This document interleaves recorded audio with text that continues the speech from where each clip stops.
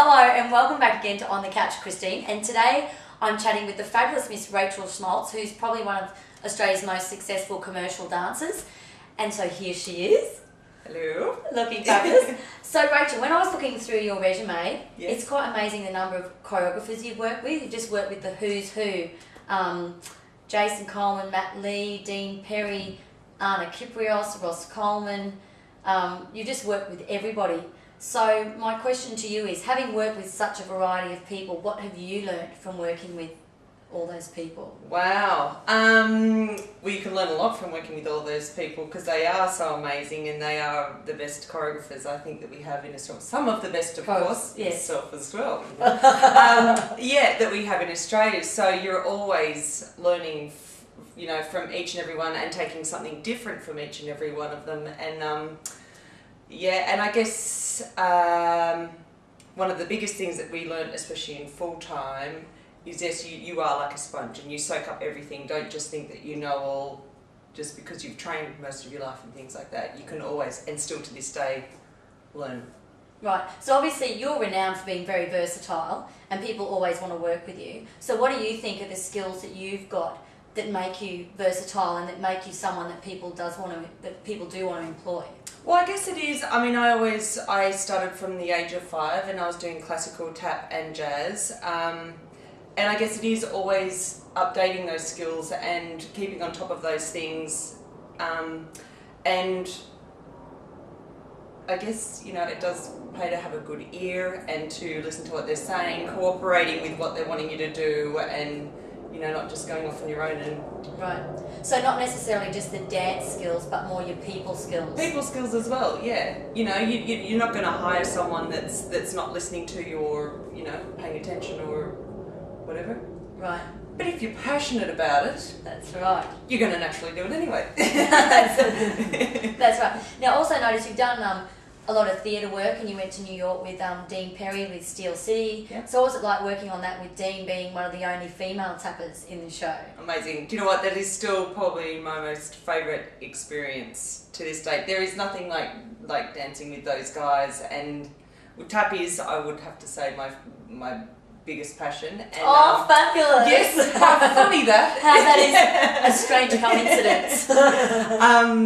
But yeah, what an amazing experience, and especially being over in the States and in such a big theatre, radio city, and the work ethic of the Americans as well, and things like that is, it's just so much fun.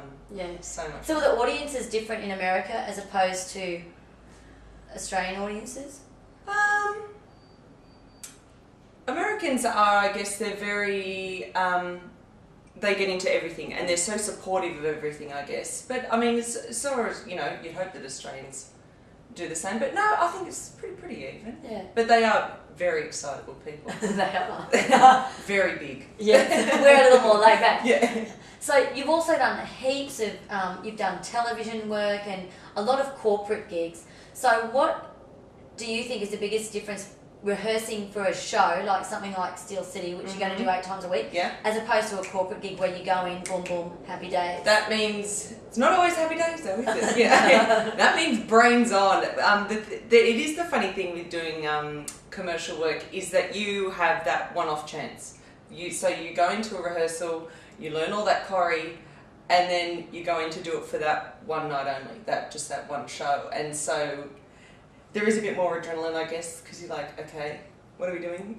Yeah. And it's not something that you can keep, I guess, working on or playing around with a little bit, seeing, if you're doing a show every single night, you can keep perfecting, or not necessarily perfecting, but adding and growing with that, but where you've got one chance with a corporate gig. And that's it. How fun. Yes. So what's your most embarrassing moment in a corporate gig? Have you ever had something happen that you just always sticks in your mind as that was really tragic? Wow. Or funny, or something that went a bit wrong? It's always funny for costume pops or something like that, or a fall. Have you had many falls? Yeah, no, I'm trying to think. No, I don't think so. Oh, she's so professional, you see, that she doesn't. Oh, look, no, there's always a slip or there's something, you know, and of course you see many other people do things like that. So you see other people fall, not Rachel. I've got one person, he'd know who he is, that it was just the funniest fall that I've ever seen, but we won't go there. Oh, isn't she polite? See, she's so nice to her friends. Kieran Kulik. Oh. That's who we're going to interview next, Kieran Kulik. I'll be calling you. Ask him about that. I will. I'm going to ring him tomorrow. I also want to know, what's the most unusual job that you've ever done? Ooh, okay. So doing full-time dancing, I was still doing full-time, and I got sent off a corporate. They wanted a boot scooting girl to come in. I'd never boot scooted before, so I had a quick little lesson. And it was an American guy that had a girlfriend or something that was in the it was an Australian guy that had an American girlfriend. And obviously he really liked her, so he wanted this American girl to come over, so I had to put on an American accent and pretend that she couldn't be here, but I am from Texas or wherever, and had to boot scoot in the corporate luncheon. Put on a little tape and start this little jig, and I was just like, it was, with a Texan accent. Yes, and I was like, never again. And never again will I do that. Would you like to do that Texan accent for us now, Rachel? No, don't you dare put me on the spot. I can't even think what I said. It was a full song though that I had to say along with a piece of music and then boot scoot.